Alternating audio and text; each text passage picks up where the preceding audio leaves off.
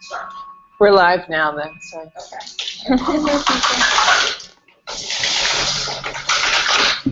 I think that's good. It's good.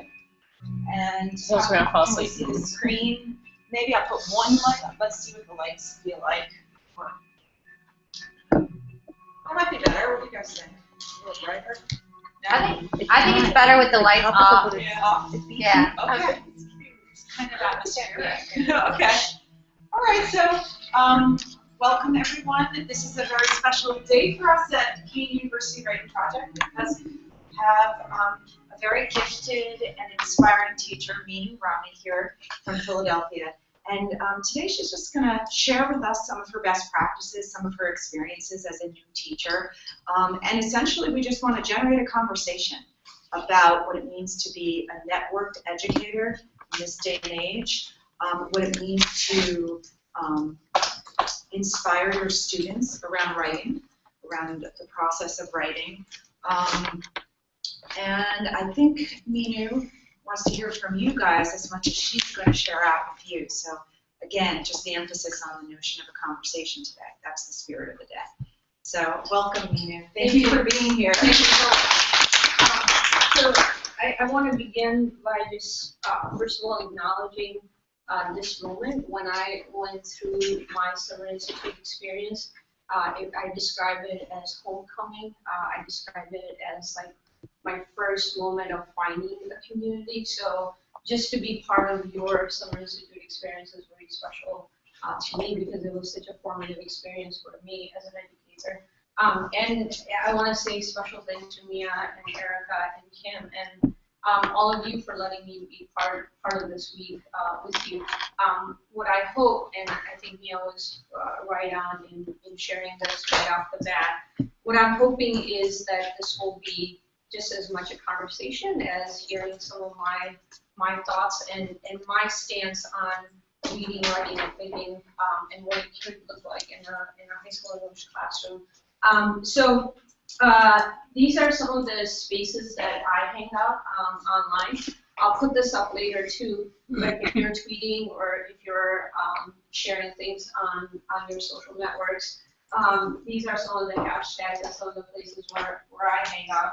If you want to connect throughout this presentation or if you want to connect afterwards, these are some of the places where you can find me. So I'm going to begin by showing a very special group of students to you. This is my advisory. Advisory is a very special part of being a teacher at the Science Leadership Academy where I teach in Philadelphia. Every teacher, it has about 20 kids that they're with for the 4 years that students are part of our school. So from the very first summer orientation to the day they walk across the graduation stage or beyond, we are sort of their caretakers, their advocates, their school parent, for lack of another word. And this is my class. These kids are going to be seniors next year, which I cannot believe. And this probably will get as close to having my own children as I'll probably get. They really do, some of them call me mom. Like Richard, who's in the middle in the white shirt, he helps me out at my garden. It's not weird that he knows a lot about gardening and we work together in my garden. That's not weird at all. I have text messages from some of them hey, did you write my rec letter yet? I want to know what you said about me. And when I think about these students, the question looms over me, how are we preparing these students for the world that they'll take on? And when you start thinking about standards, and when you start thinking about mandates, and when you start thinking about technology, and when you start thinking about the world that's outside of these four walls right now, the world that these kids are going to inherit, I start to worry and I start to sort of panic because the task before me is so large. But I always try to bring the idea back to the ultimate task for any teacher, which is I hope that my kids will be better readers, writers, and thinkers at the end of it. I think lots of terms and jargon and technology will come and go in my lifetime, in our lifetime, in their lifetime. But I think the one task that will remain constant over time is How are they going to be better readers, writers, and thinkers? So trying to keep that in mind as I present some of my next ideas to you.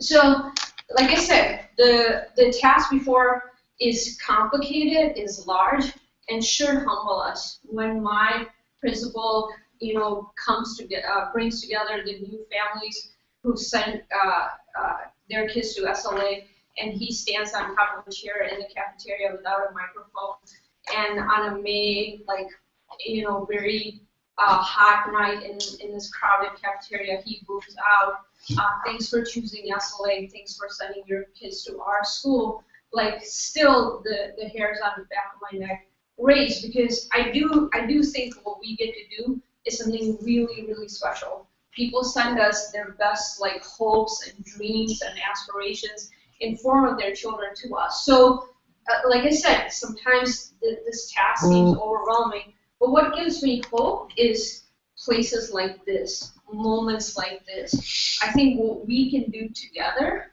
is much more powerful than what I can do alone. And I think the answers that I seek, the questions that I grapple with, the challenges I face, I'm much better off after taking on those questions and inquiries with people like you, other thoughtful educators, colleagues. I said to Kim yesterday, I would love to visit your classroom right away. I identified her as someone that I could learn something from. I could watch her teach and take away something for my own kids, for my own betterment as an educator. So while the task is complex and daunting and challenging, I don't feel so alone because of experiences like this. So I want to talk about what collaboration could do in our modern world. So I want to share a story about a farmer in the Sangli district near Mumbai in India. So this was a couple of years ago, and he was a farmer, and I think his crop was, I don't know what his crop was, let's say it was cotton or something, and prices were rapidly falling in his area, and he was this small-time farmer, inherited land from generations ago, and he was trying to hold on to his livelihood. But he had a phone, and he had Facebook that he used every day on his phone, and he's like, how am I going to survive this season when I'm not able to sell my crops at a fair price where I can even make a livelihood out of my hard work? So he connected with other farmers in the area, and they decided to hold their crops back and sort of unite and pressure the market to hold prices to a fair level where they could recoup all the hard work they had put into crops. So I think if a farmer in India a couple of years ago could figure out how to use a network in his area to make sense of his work, to value his work, to survive his work, I think we could do the same. So I think we're doing this in media. If New York Times is figuring out if paywall is working or not, I think we need to start figuring out how are we going to put our work out there in the world, and how are we going to share it. And not just share it, but how can we share it without it being turned into teachers pay teachers. If I put a lesson online or share my work widely, is it going to end up on teachers pay teachers and get used by someone else and made money off of? So I think we all are trying to figure it out. I think we're trying to figure out what healthcare and technology will look like. Will we carry around the next iPhone will have the ability to capture all of your health data in one place, and the next time in a couple of years when you go to your doctor, all of your health history might be on your phone, and you and your doctor could share a screen. Yes? There's actually a jump drive that my parents had a couple of years ago because my dad's diabetic, and he had to go to a new endocrinologist, and I gave it to her, and I'm like, here's everything. Yeah. And it's 60 years of health history on a flash drive. So, really and that's even a better example than the iPhone example.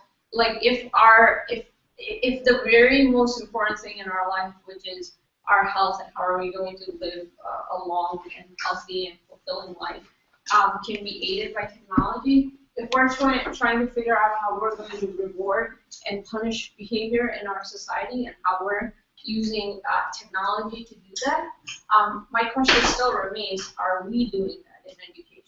And I don't just mean technology as like put kids in front of a test prep program and like drill them for 2 hours. What I hope to show you is some of the ways that I thought about technology more as a medium to produce, to create with my kids, and to share that practice widely. And that practice isn't perfect, but I think it raises some interesting questions about what technology could look like. I think Pearson has a very clear idea of technology and education could look like, but I think we as teachers need to set up our own beliefs and ideas and practices that sort of stand up against the drill and kill prep sessions, or the idea that teachers can be replaced by laptops. Like, I'm not sure handing kids iPads or laptops is the answer. I think we still need to build communities in our classrooms. We still need to put rich and thoughtful and challenging work in front of our kids, and then try to grapple with that work alongside them. So again, all of this like sounds good, but as a practitioner, a full-time high school classroom English teacher who teaches 11th and 12th grade, I'm overwhelmed by it. Like, do I grade? Do I plan? When do I find the time to so-called connect? Like, how do I make sense of all this? So raise your hand if you're on LinkedIn, by any chance. Are you on LinkedIn? So this is my LinkedIn connection map visualized. So each of these dots on the screen, and I can't even count them, is someone that I'm connected to on LinkedIn.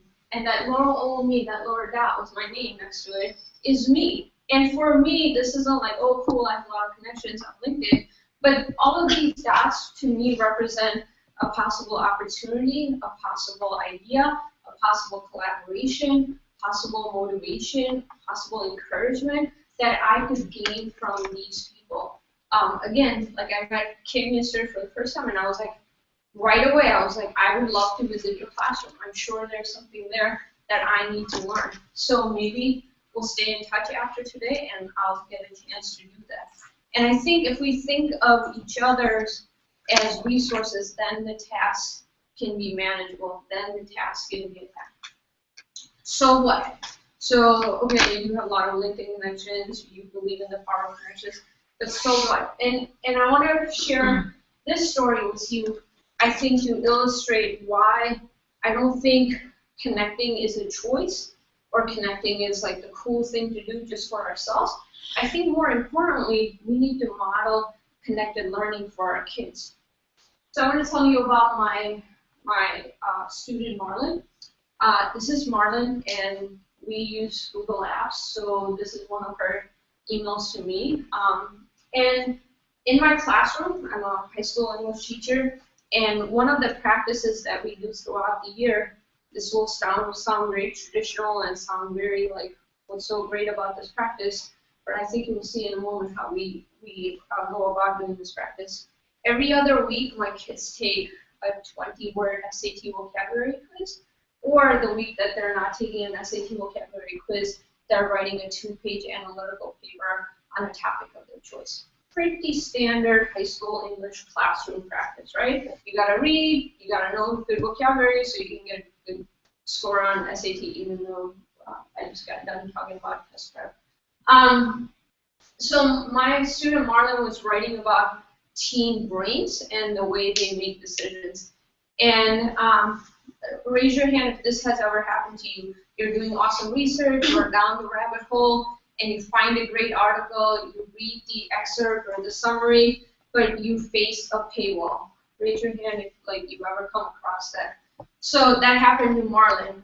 We're a very poor district. We're school district of Philadelphia. We don't subscribe to any journals. We don't have any resources. We don't have any money. So she's like, oh my God, what am I going to do? And our libraries don't subscribe to anything either. So she's like, so she was doing this in class, and I walked over and I saw that the author of the article was actually a professor at the University of Pennsylvania, which is 10 blocks from my school. So I said to Marlon, why don't you email this professor and see if you'll get the article and possible some support for writing about this topic. So she did just that, because she's a hungry kid and she has tenacity, and she kind of gets this like I need to learn for myself. It's not about other people. So she says, so the professor emailed me back and sent me his paper and said he'd be happy to answer any questions that I had to incorporate into the tutor. And I think this one little snippet, I can give you many more moments like this from my classroom, but this one little snippet is a good example of why we need to model connected learning for our students, because if they don't see us learning and learning from other mentors around them, I don't think they fully understand the value of it. I think we need to make learning relevant for them. I don't think we can just be like, oh, you need to do literary analysis because I say you need to do literary analysis. I think she went the extra step of emailing the professor because she really wanted to learn about that topic. I think we need to find an audience for the things that our kids create in the classroom, and I'll share an example of what that looks like in my practice. And then finally, to empower. Marlon isn't going to be in my classroom forever. She's not going to be a student at SLA forever. So how do I empower her, or how do I help her learn how to learn so she can keep on learning even after she leaves me? And this is what I grapple with. So the next piece of example that I want to show you, I hope will raise some questions for you and hopefully some answers for you. So have you ever, again, let me know if you've ever experienced this as a student or as a teacher.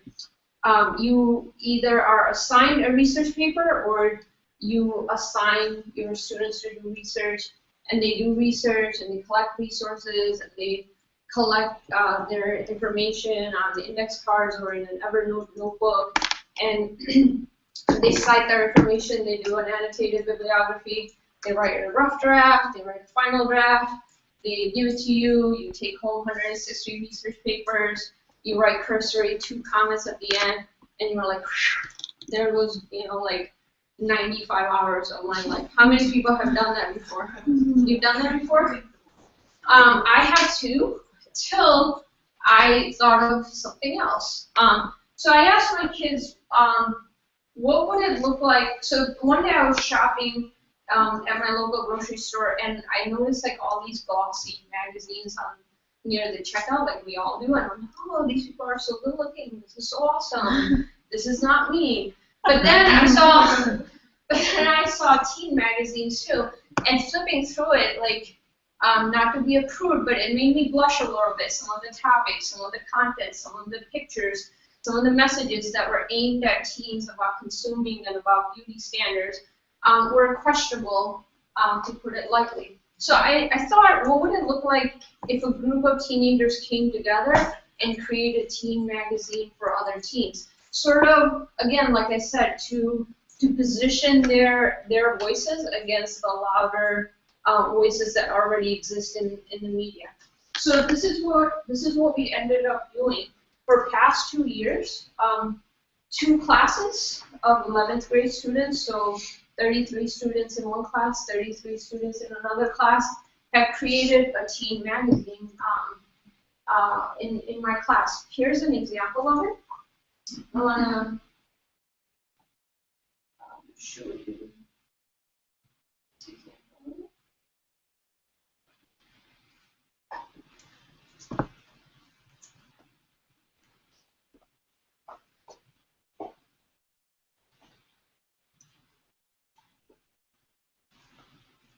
So here's the example from this year. They named it Stash Magazine, kind of like collection of things and stash of things. That was the hardest part, like 33 teenagers trying to name one thing that they all worked really hard on. That created a lot of tension. I can talk a little bit about that. They broke up into different teams. This is hard to read, but up there is the copy editing team, the design team, the photography team, and then the promotions team. Each of the students, either just him or her, or with another student, wrote an article. So they had 2 jobs on this project, on this work. They were writer first, but then in addition to the article, that they had to serve on one of these teams. And they chose the team that they wanted to work on based on their interests and based on their strengths. And the content and the production value of the magazine is really high.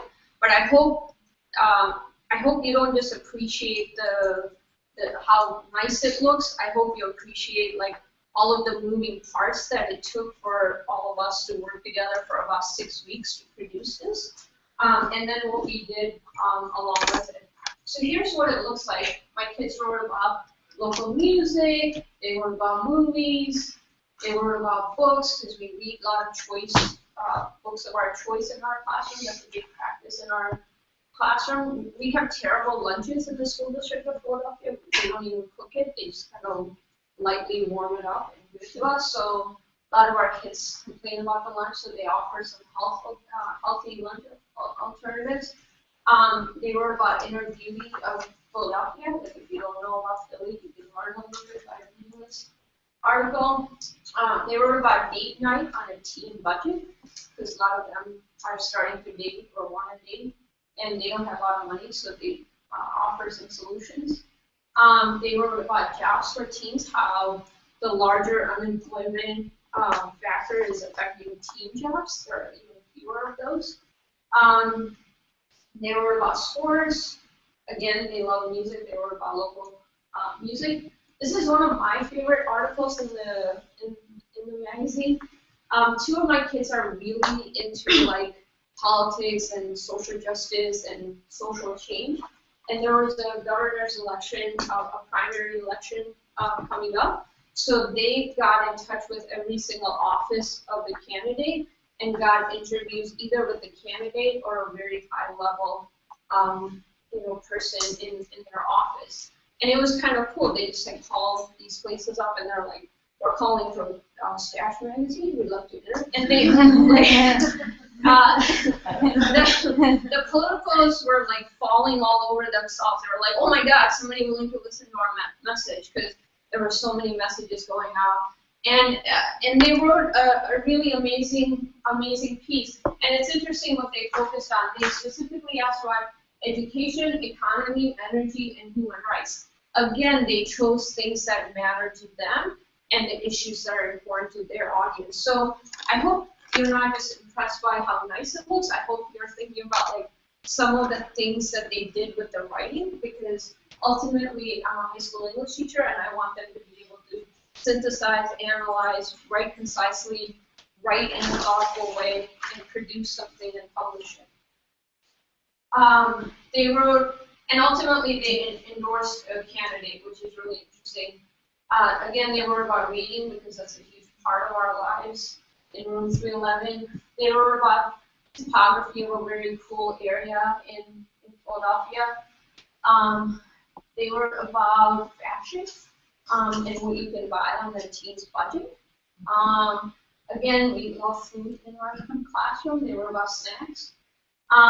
Restaurant reviews, and ultimately they wrote about how travel can shape you as a young person, how broadening your world can actually broaden your life. So again, hopefully at the end of this we'll have some time to talk about the process and the pushback or the questions this raises for you. But each kid had to do authentic research. They had to go out and find an expert. They had to collect information. They had to synthesize that information. They had to analyze it. They had to think about how to write it in a precise way that would gauge and catch the interest of other teen writers.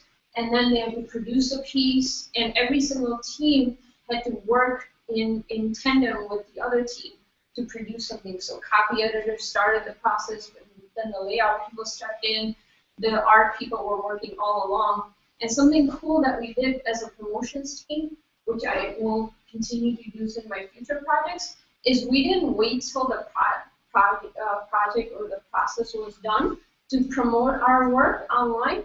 We did it right off the bat. So we were building an audience for our magazine as we were producing it. So my promotions team was documenting the process and putting it on Twitter, putting it on Facebook, putting it on their own social media outlet, and every single day a different team would step up and present, a next piece of their work or ask for help, and copy editors say, hey, we suggested you make changes, but you haven't done them yet, we need your help. And it was sort of really cool to see like all these people come together, and some people stepping up at one moment, but stepping down at another moment, and really leveraging their connections to one another to produce work.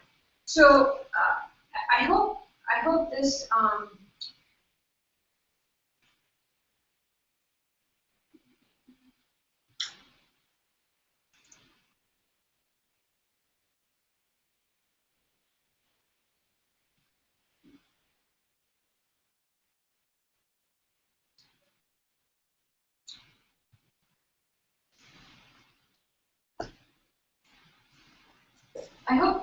this work raises some questions about what writing can look like if you use your students' talents and reimagine how writing can look collaboratively in the classroom.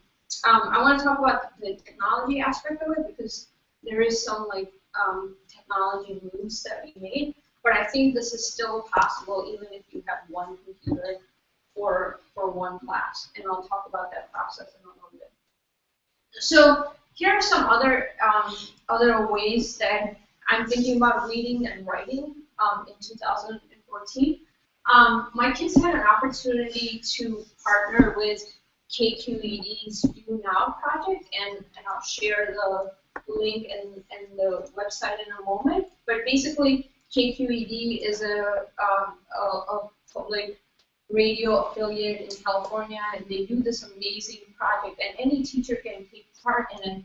On different days of the week, they have a different topic. So they have one on civics, they have one on arts, they have one on science, and your kids can take part in a question of that week via Twitter chats, via their comment section, and it's this whole countrywide discussion across classrooms happening around the questions that really matter to the lives of our kids. So my kids took on the question of, is college worth the cost and the debt? That's kind of like a huge question, right? No matter if you come from an affluent family, a middle class family, or a family that's struggling to make ends meet, everyone faces this question, how am I going to finance my higher education? And my kids took on this question and broke up into small groups, and some kids looked into what college majors pay off, and how do we get more women involved in STEM field, what college majors will actually lead to employment. They did all this cool research, and they interviewed, again, they did authentic research. They interviewed the grandma next door to them in their neighborhood, and they interviewed people as high as the superintendent of the school district of Philadelphia. And they ultimately produced pieces where they use this tool called Popcorn, which mashes together YouTube clips, music, maps, quotes, and produces interactive media pieces. And they ultimately learn how to read and write the web. And I just wanted to interject that all these tools are things that are emerging and have been mentioned often in the CL movement. So there's a connection. Yeah, the overlap is huge. I can go into these tools a little bit more, but again, I think the ethos and the my reasoning for doing this, I think, is more important than the tools you choose to use with your students, because you may not choose to use Popcorn, or you may not choose to make a teen magazine. But how many of your kids consume content that has been produced for them all day long? They're watching videos, they're reading stories, where they're looking at photographs that somebody else has made all day long. How many of our kids are readers and writers of the web? How many of our kids are actually producing content and not just consuming content? So I wanted to move away from them being just consumers of content to makers and writers and hackers of content. And that is my aim in doing some of the work that I do.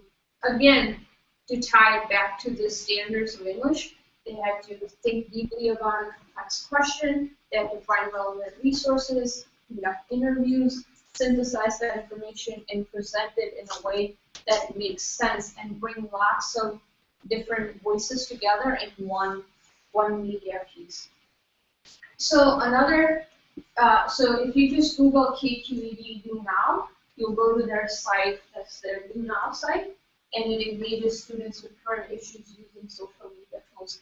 And it's the single best thing that you can do if you want to start with something small and manageable, and you're trying to get your feet wet around, how do I get my kids more connected to the world around them? This is a great way to do it. One example of a question that KQED takes on is something like, is income inequality a problem in our society? And then when you go on that page, they already have a resource for you from a credible site. You can have kids read and watch a video, have a discussion about it, even assign it as homework, and then kids do stuff like this. They go, this is Janelle Bence's class, which is a 9th grade humanities class at a school in Texas. And I'm not going to take a moment to read through the whole thing, but here this kid, Joel, is writing a very concise and thoughtful argument in response to the original question that I posted on the previous site.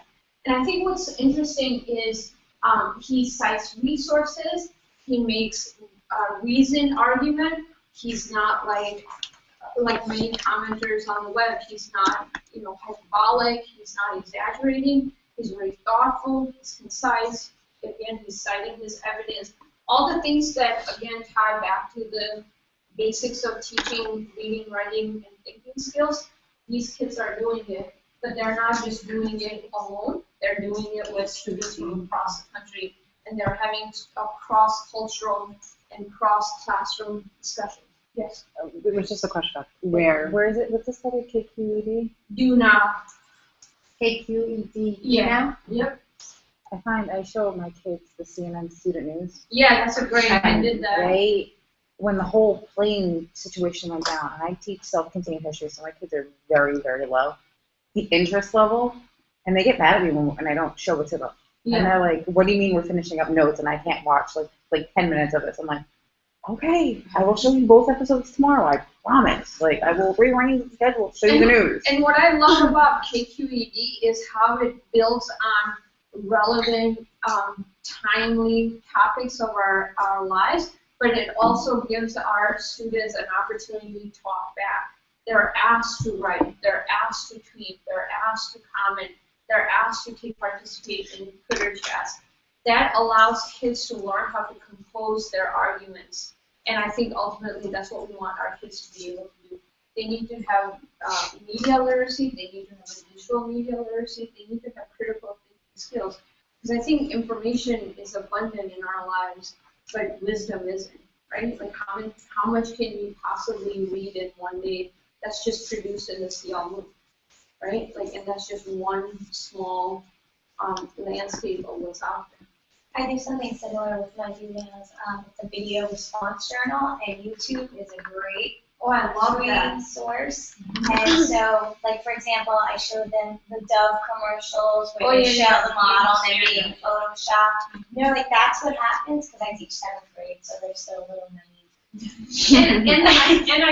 and again, I love the idea of showing great examples as mentor texts of those types of videos where things are revealed or again, an argument is made in a thoughtful and powerful ways. But let's go one step further and ask our kids to do that as well. So it's great for them to see that, but then use that as a mentor text to create something else, which takes me right to my next point. Again, some of these points I already made. Ultimately, I want my kids to be critical thinkers. Whenever they come across concepts outside of my classroom, I want them to think through them critically. I want them to know who benefits from this, whose bias am I buying into, whose story is being heard here and whose voice is being left out.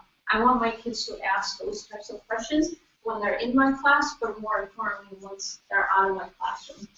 I want civic engagement. Everybody talks about job readiness.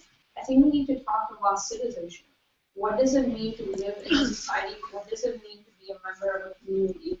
I don't think schools are for work preparedness only. I think they're for living a better life. And I think schools should take on those big, complex, and rich questions.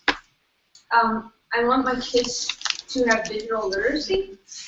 Just because they have an iPhone doesn't mean they're digitally literate. They need to know how to code. They need to know how to decode. They need to know how to make things, and they need to know how to break things. And I think once they know how to do those things, they have the confidence to live in the world that they'll inherit. And I think my kids need to learn how to shape an argument, because I think their voice matters, right? If we all have a story to tell, I want my kids to learn how to tell that story in lots of different ways.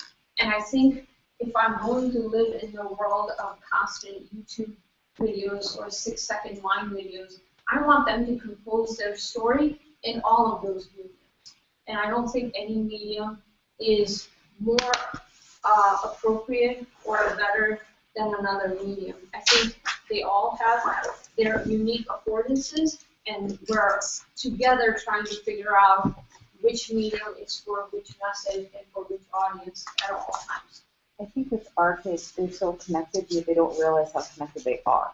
Mm-hmm. Like, I was on Facebook like, a couple weeks ago, and I was like scrolling through the, people that I should add, and I'm like, I'm not adding my student that I had like last year, because they know somebody that I know, somebody that like, we all know all these people, and they don't realize how small the world really is, and that they need to know about why we have the Constitution. Like, I'm teaching that this coming year, and I have to sit down and show them, like, they keep saying to me, freedom of speech, freedom of speech, and like, freedom of speech isn't always what you think it is. Yeah, I mean, the Hobby Lobby is a great example of freedom of speech and its implications on an entire nation. So I think the questions that I want to put in front of my students have to be rich and complex, because they are thoughtful readers, writers, and I want to take on the questions that really matter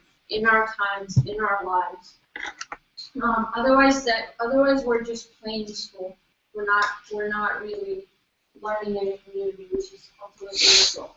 So I talked about playing in all kinds of mediums, not just, like, my kids do write 2-page analytical papers every other week. Like, we still do, so-called traditional learning. This is an example actually from a 9th grade classroom at Science Leadership Academy. And I think it's a good example of composing an argument in a format that's not just the written word. And maybe we'll view it, and afterwards we'll raise some questions about how these students are constructing an argument.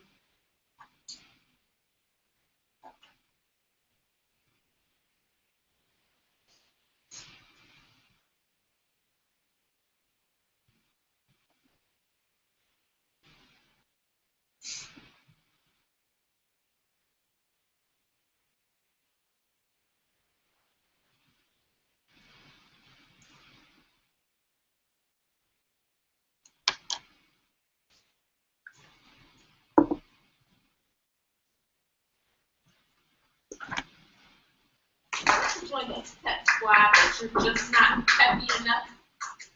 Let's add a little pep in your step without drinking so much Pepsi.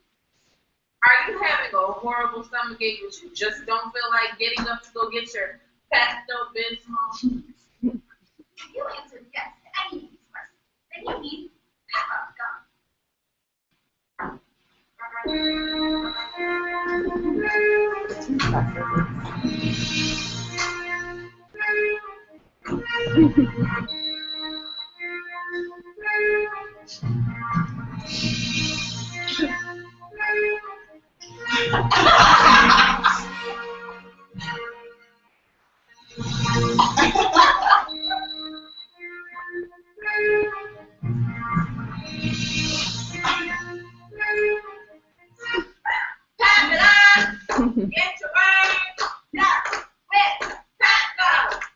Coming soon to your local convenience store. No side effects will occur when using this product. Caffeine is in that gum. Our multimedia class actually does that at our high school. Like they have to, one of their things to create a commercial on is the most hilarious thing in the world is to see the kids like doing it in the hallways because they all have passes and they're all like running around like, can we borrow you? Can we borrow this? Can we do that? And it's hilarious. Is that like a moment that everybody likes? The kids Yeah, the kids, because they like to be creative. Like I was saying to the group yesterday, I had my boys last year make catapults for medieval times, and they were pissed when the project was over. I'm like, you made 4 of them. I really can't stay on medieval times all year. I'm sorry. And then the cat class did a 9-foot one, and they're like, why couldn't we build that? I'm like, I don't have those materials. They're popsicle sticks and marshmallows. Sorry. But they like to do like production center. Yeah, most definitely. Ultimately, I think we're asking the question, will my kids leave my class more curious and more courageous? I think that's the quest that we're all after, and I'm just presenting one set of ideas around this, and this is how I grapple with my practice. These aren't solutions per se, because I don't think there are solutions. I think it's seductive to think that there is actually an easy way to figure out how to be a good teacher. I think once you think you're there, you're really not there, and you have to keep going. And I think it's that complexity of the task that keeps me coming back year after year after year. So if I could leave you with one thought is my quest as a teacher remains, again, twofold. I want my kids to be better readers, writers, and thinkers, but I also want them to be makers, publishers, and collaborators. And I don't think any of those things are a dichotomy. I don't think joy and inquiry are 2 ends of the spectrum. I think actually those 2 things go hand in hand. Right now you're probably bored because I'm talking at you, but when we were making things with our copper tape and our LED lights, we were really engaged. So I think, how do we bring the spirit of making? How do we bring the spirit of doing? And how do we bring the spirit of learning into our classroom? I try to do very little of what I'm doing right now in my classroom. I try to limit it to 10, 15 minutes at most. And then we're making things, we're grappling things, and I'm learning alongside them because that's where I find joy as well. Because I'm a learner first, and then I'm a teacher. I think these questions, these inquiries, cannot be tested on a bubble sheet. I think the world wants to convince us that your value, our worth as teachers will be judged by how our kids fill out these bubble sheets. But I think as a collective profession, as a generation of teachers, I think we have to stand up against it, because I think no matter how strong those forces outside this room seem, I think that we have to show another way of teaching, another way of learning. And if we don't, I think we'll just accept by default the solutions, so-called solutions, companies and policymakers and politicians are offering. I think there are too many standards to count. If you just copied and pasted just the 10th grade Common Core, language arts, like we could probably fill the room with that printed copy of it. I think we need to think about how do we make joy, curiosity, and passion the standards of every classroom. I think that is much richer, much more complex work, and that's the work that we really signed up to do. We didn't sign up to give bubble tests. We came back into the classroom because we love learning.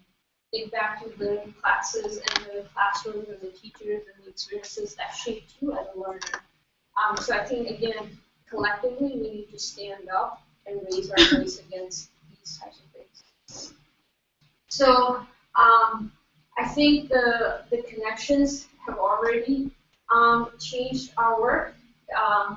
I think the work that we're really doing is we need to remember why we're doing the work that's why I like to end with these moments from my past year. These are the moments that I hold near and dear to my heart, and this is what keeps me coming back. Like, we're not taking mandates and delivering them to our kids. We're really doing much more complex work of teaching and learning, and there are like real lives and real human interests and inquiries and questions at stake.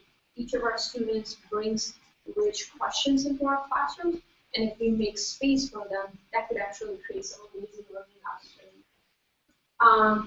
So I think the blank page awaits us. I think we have to rewrite the story of what it means to be a teacher and a learner in these times. I don't think we should let other people write our stories.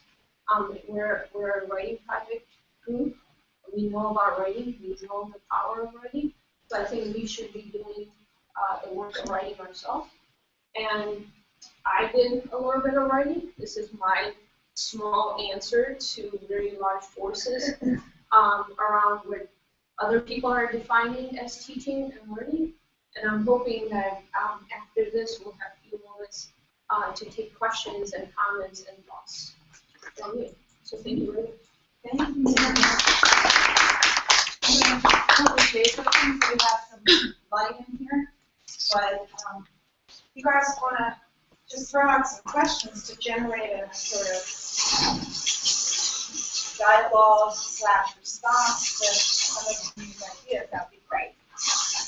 I like a lot of your ideas, like having the students blog and like publishing things. However, the district that we're in, I wanted the students blog just going back even like 6 years ago, and like we have a lot of restrictions, like we can't have the students blog. We can, there are words like if we put it on our teacher site, I really think you can't have any student names. Text messaging, students cannot have our cell phone numbers, like the student can never text us. We can't have like a Twitter page, or even if we set it up as a teacher, because we can't have anything where we can see what, like, how the kids find us and click on theirs, because if we see anything inappropriate, then we would have to report it. So I like all of those, although we have a very, like, I guess my district is a bit nervous. We have all these policies in place, even certain things where, like, the kids have to sign up with emails, like, you know, like doing some of the web-based things, which I wanted my students to do. I can't, because I can't have them, some of them don't have an email address, or I can't have them create an email address. So we have a lot of, I love all the ideas, but we have all these restrictions. So my question to you is, so did your whole school like buy into that? Do you guys have releases to allow them to do that, or you know? My school is sort of a flagship school in the district in terms of trying new ideas out, and especially with technology and education. My principal goes out into the world and speaks on technology and education, and he's sort of a leader, a thought leader in this arena. So I recognize the privilege of working in that space, but this is not and this is not a defense. I just want to share my experience with you of how I transitioned to this. I recognize the privileged space that I work in under the leader like I have. However, the school I worked in before I came to this school, it was my 4th year as a teacher. I had no idea what I was doing. I was like, oh my God, like, I don't know anything. I think first year was like really hard, like it's for many people. And then second year I got like really, second and third year I was like really confident. I was like, oh my God, I'm so good. Like they're not throwing things. That's awesome. That's progress. But then like 4th year I was like, no, like there's more to learning. Like I was a newbie and I had a lot to learn, but I wasn't dumb. So I was like, no, learning could be like richer than this. So I wanted my kids to create public service announcements. Again, like I wanted them to produce short, powerful pieces of writing and share it. So I paired them with local nonprofits in Philadelphia, and they would create public service announcements with the messages that they were trying to share out in the world, like Habitat for Humanity, March of Dimes, those types of people. And my school had the same. If you saw a cell phone, you had to take it from the kid. if you ask the second time and they didn't give it, you have to like call the cops and stuff like that. But I sort of like did what many teachers are forced to do. I just closed the classroom door and I did what I thought was right for my kids. And then when I got observed and people came for the walkthrough, they'd be like, "Why does everyone have cell phones out?" And I was like, "Well, they're making public service announcements and they're having meetings with their clients." And like I had to own what I thought I was doing for the good of my students, and then face the music. But until I could face the music, which was like really no music, they were like, "Oh, okay." And then the superintendent was actually like quite impressive and was like, "Why haven't I seen this in another classroom? What's going on?" So like, you know, sort of my principal had to like step up when he was gonna like squash me. Like the higher guy was like, "This is good stuff. Why am I not seeing this in other places? What's your name?" And I was like, "Meenoo, Rami." I was like, "Yes." I was like, "Yes." And ultimately, like I had to sort of like do what I asked my kids to do, which is own their work and own their beliefs and live those beliefs. And I think when teachers, I think if we wait, and this is ultimately my message in Thrive, if we wait for the conditions around us to change, we're shortchanging the kids we teach right now. And I don't think the conditions will change. Like, if it's not the Common Core, it's the next thing, you know, David and Pearson and other people will think of. Like, something will always challenge us.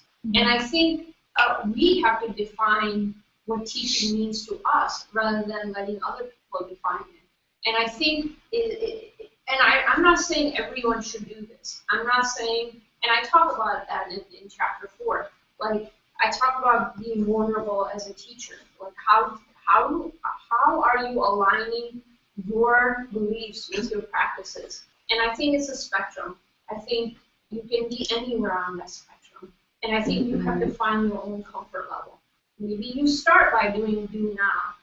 And I think that's why I'm such a big proponent of do now. Because it is like, well, why wouldn't we want to talk about civics? Like, who could argue with that? And the second thing that I would offer is partner with business leaders, parents, and community leaders in your classroom. And when you bring those outside forces in, I think people can say very little to a teacher who's like, well, the mayor stopped by and talked about this, you know, in my classroom. And I think that's sort of, you know, or when a parent volunteers in your classroom, or when the parent who runs a web design company comes and teaches your kids about web design. I think very little can be said to a teacher who's involving a parent, or parents don't even show up for conferences, and you're teaching them the skills that they need. And I think second thing to do is like maybe even starting, and this is something that I want to do, I even want to like start the school year with gathering different leaders from the business sectors in my city and be like, come to a panel in my classroom or in my high school and tell my students what skills we look for in employers. And I think if you hold a panel like that and your principal who walks in on you and is like, who are all these visitors without passes? Like, let the business leaders tell them that your kids need to read and write difficult information and present it to a group of people, and the skills that you're really working on are the skills that these, you know, employers are looking for. I think those are powerful things. So while working in this very top-down system, I think we have to find our own sweet spot. And for you, it might be different. For you, sir, it might be different. For Kim, it might be different. For me, it might be different. But I think we have to do it. Because what about the kids who are not on the web, who are not reading and writing the web? Yep. And ultimately, I'm responsible to answer to my kids, not to my boss, who come and go. How many superintendents I've had in the school district in Philadelphia? I've been teaching for 8. I think we've had more than 8 superintendents in the last few years. So they'll get a new job in a cool city. But I live in that city, and I'm teaching the next generation of that city.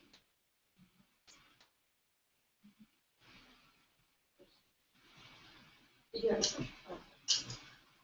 I think it's just like the basics, like it's something that like the whole chapter on like mentoring, like I was very lucky. One of my mentor became one of my best friends, and we're still like very close. And what she did and what we continue to do is every year we get like the working papers for our kids because they all want jobs, but they all don't know, their addresses. So we sit there and we fill out the working papers, and when they turn 16, you can take this to ShopRite or to McDonald's or whatever, and you can get this job. And like Megan was saying, hopefully we're getting Chromebooks this year. Like that was the rumor that every kid was supposed to get that we were supposed to have sets in the classroom and every student was supposed to have their own email address. And we can do these things because if one of my students doesn't bring in their release form, they can't get onto the internet. And I get yelled at because I signed them in with my password. Why are you doing this? Well, I need them to research. I can't have them just sit there.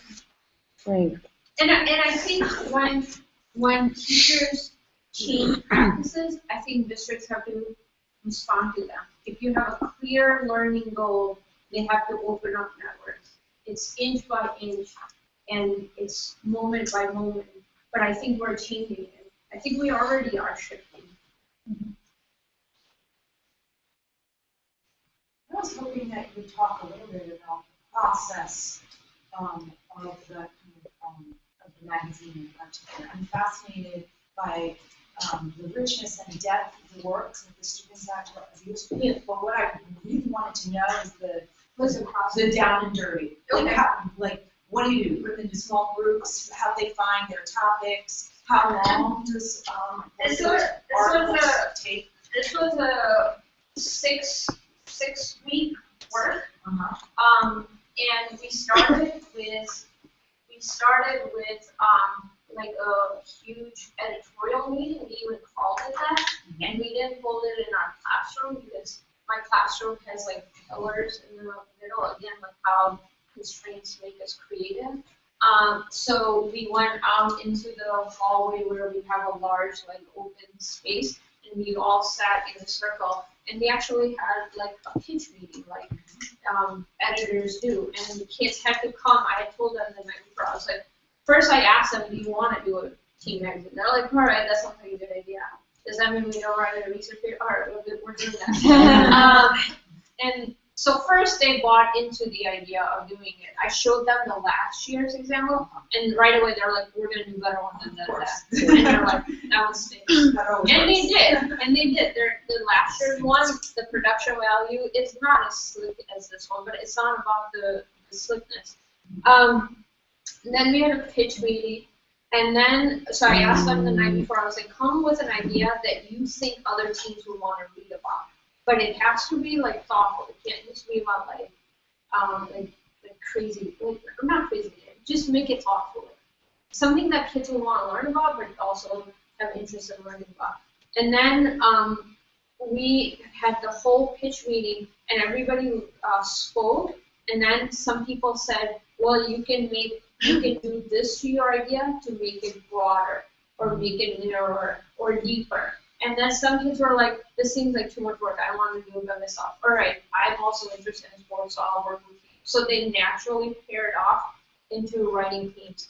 Then we looked at lots of magazine articles as mentor text, from teen magazines, from New Yorker, from New York Times. We talked about feature writing. We talked about incorporating quotes. We talked about art.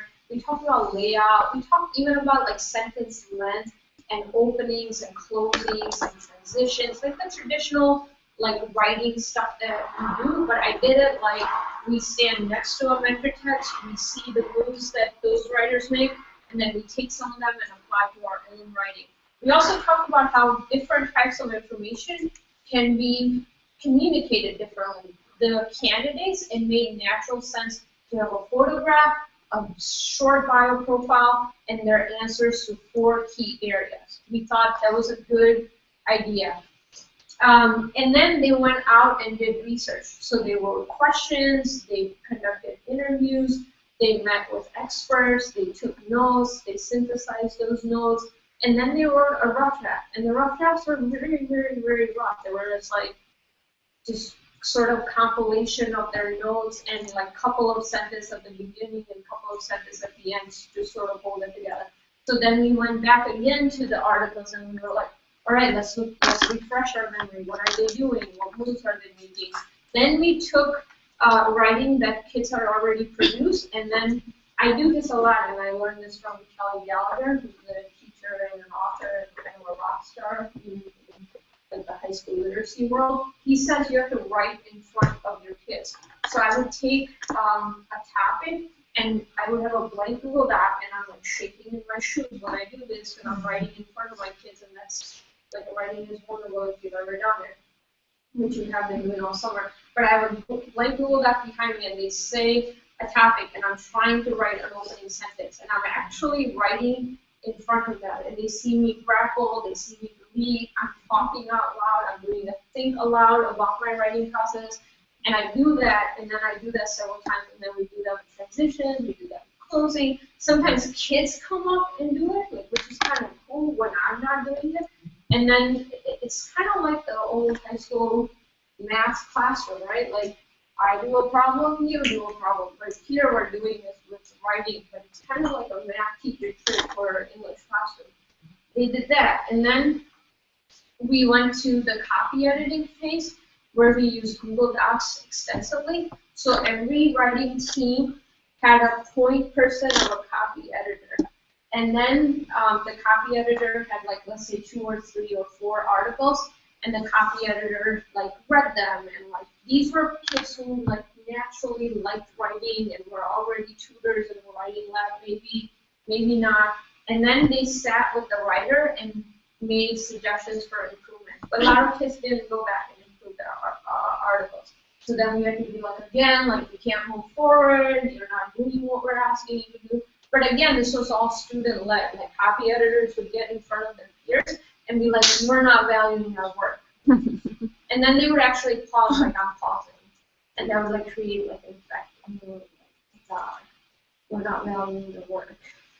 And then, like, they would, they would get into it a little bit, like, I don't like this copy editor, I didn't get the feedback, so then we, like, switch it up, and, like, lots of moving parts, lots of messiness. Like, the room looked like chaos. While the promo people are, like, coming up to take pictures, and the copy editors are like, don't be here, like, don't look at me, and, like, all this stuff is happening at once. And then copy editors, like, let them revise, and we had several iterations of it. Because we know a lot of eyes are on my work because I do stuff like this, so we wanted to be as good as possible. But there's still typos, and there's still errors, and there's fragments, but they're writers. They're not professional. It's not a professional magazine. It's a homemade product. Then from copy editing, we went to layout. And then the layout team did, like, several mini presentations where they, like, showed us, like, big design ideas, but then they sat with each writer and, like, drew on a piece of paper potential layout. And then if the writer liked the layout, they were like, yes. If they didn't like it, they said improvements. Or if they didn't care or didn't come to the meeting, the designers just did whatever they wanted to do. And then the art people were collecting photography in a folder all along, and then the layout people and the art people sat together, and then they were like, okay, this picture with this with this here. And then promotions people all throughout, they documented and they tweeted and they posted on Facebook, they made flyers, they wrote a press release, they did, like, a lot of work. But nothing, like, nobody came to our classroom to write about us, but they, like, reached out to the local journalists and said, hey, we're doing this cool thing in our classroom. Because they also wanted to have more to do, aside from tweeting and Facebooking. So they, like, reached out to journalists saying, like, hey, we're doing this thing in our class, we want to come check it out, it's kind of cool. But nobody did, nobody came. But that's okay, like, they did, they tried. Yeah, they're tenacious. They're like, It's like you're teaching them how to network. Yes. Just as much as yes, you're teaching them about thinking critically. Yeah, there's so many layers of this. The more I think about my own work and the more I present my work, the more layers I discover. But that's actually, somebody actually said this in in the promotions meeting, in one of our promotions meetings, like we're actually like a media agency. Like we have to like really think like somebody actually said this, and like they totally get it and they own it. The groups were based on the students' strengths and interests, and some kids thought they had no interest or a strength, and then they just went wherever. I don't know what else I could say. What did they use to Produce, they use InDesign, and then it's on a PDF.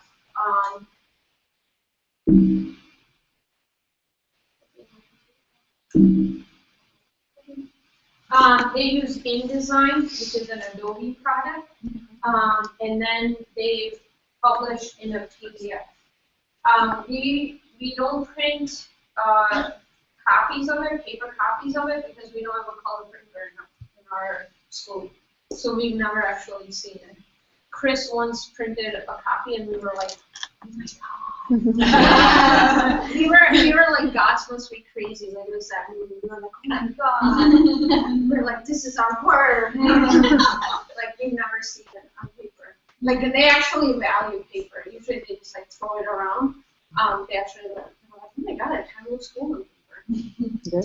Because in the old, the last year's issue, it's really cool. Yeah, the front and the back cover, it's a kid hand going like this across lockers, but the front and the back cover like meet. So if it was an actual magazine, it would actually be the span of the kids. And we had like never recognized that cover designer's genius. Like somebody thought of it like that. So we printed the magazine and we put the front and the back like right next to each other. I'm like, oh my god, this was an intentional choice. Are you old enough to remember Mad Magazine? No. Remember it? And you used to fold the front cover and it made a whole nother picture.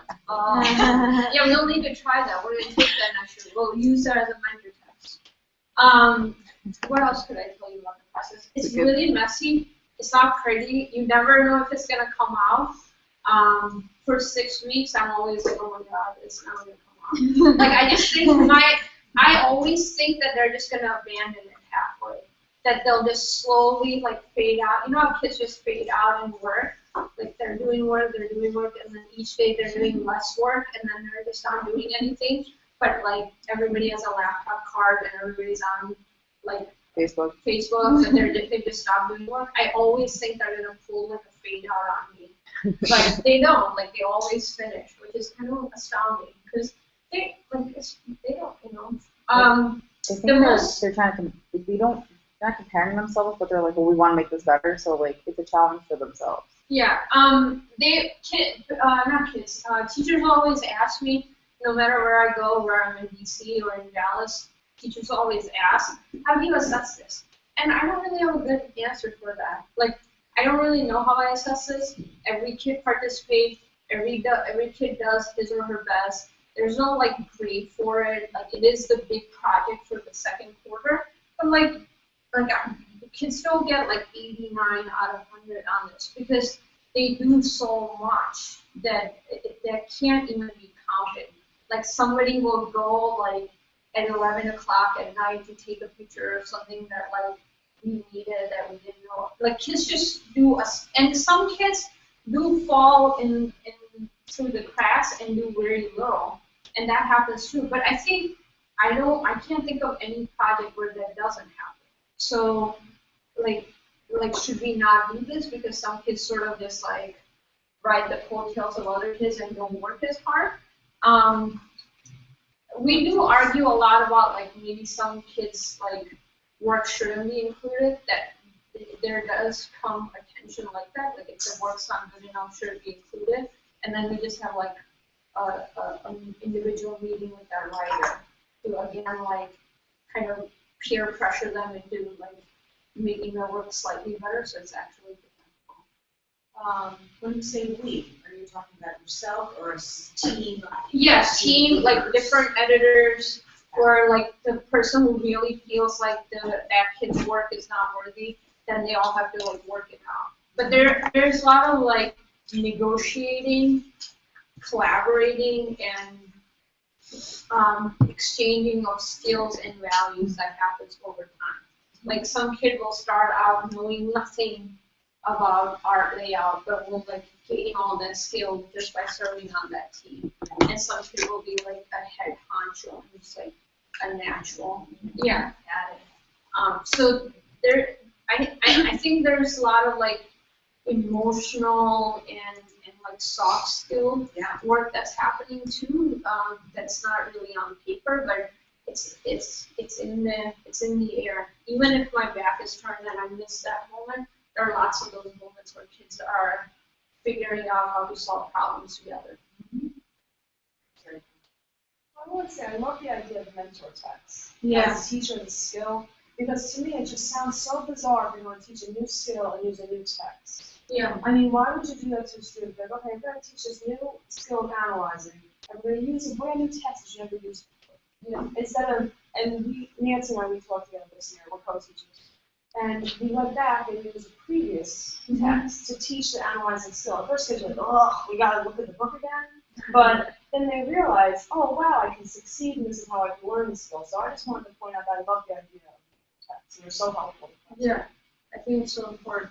I think kids need just to look at lots and lots of different examples. There's a lot of like, I've also come to value this time in the classroom, which I think I would get like shot at for saying in other places. But there's sometimes like minutes at a time, or sometimes an entire period, where some kid is just like looking through magazines. We have like stacks, they bring it in, other teachers will bring them in, and you think like, why isn't that kid doing something?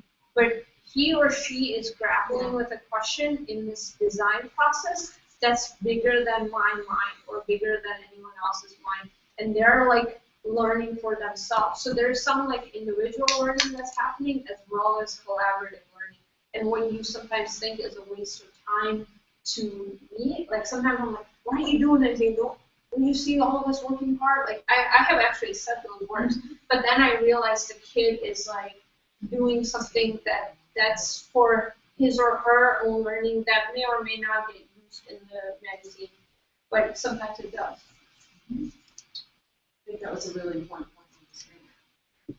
Yeah, I've done that. I've like left onto kids and like, what are you doing? So have I, or maybe even, I've done a lot of leaping mentally, like in my head, I'm totally aware of a particular student thinking that I've lost that student and feeling frustrated by it, only to be surprised and actually quite grateful that I didn't say anything yet or try to intervene, because there was some different kind of way of learning happening the whole time. Yeah. And that, I think that's another powerful aspect of being a certain teacher that can intuit what's happening. And you have to bring it's not easy to just immediately, you know, to keep that feeling of critique at bay enough to give them the space to surprise you.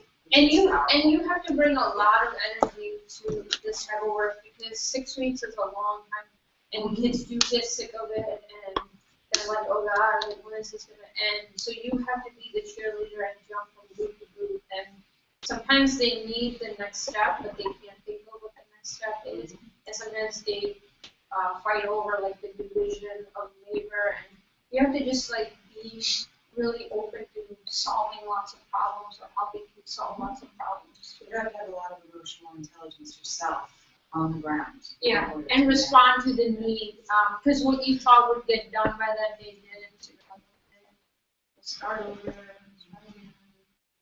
Well, I like it. I think it was chapter 4 and 5 where you said that you have to be like emotionally available to your students. I mean, one kid last year like hated the fact that I switched up what I told him that we were doing. Like I was like, sorry, plans got changed. Like I literally left my iPad at home and I couldn't do notes. He loved playing. I would let him scroll through it, so he got mad. So I sat and I joked with him. And at 16, he had gray hair in his head, and that got him to like, was like, what? Like I can show you, and like I took a picture of it, and I was showing him. Like, my principal walked in that day, like the kid's in the corner, and I'm like hovering over him. All the other boys are like looking at like his afro, but it got him to get up and work. And he was like, what? And I was like, well, you're stressed out. This is why you have it. And we went on this whole like 20-minute tangent, and I think I got work out of him that day. But you have to, you need to know that you're human, and that Like, when I'm having a bad day, they know that I'm having a bad day, and they try to make me laugh, but you can't be that teacher robot. It's not healthy for you, it's not healthy for them. You guys want to take a little break, maybe a 15-minute break? Then, so what time is it now? How about we meet back here at, well, actually, so here's a couple of ideas, and you can vote on it or whatever. We would take about a 10 to 15-minute break, and then I wanted to just show you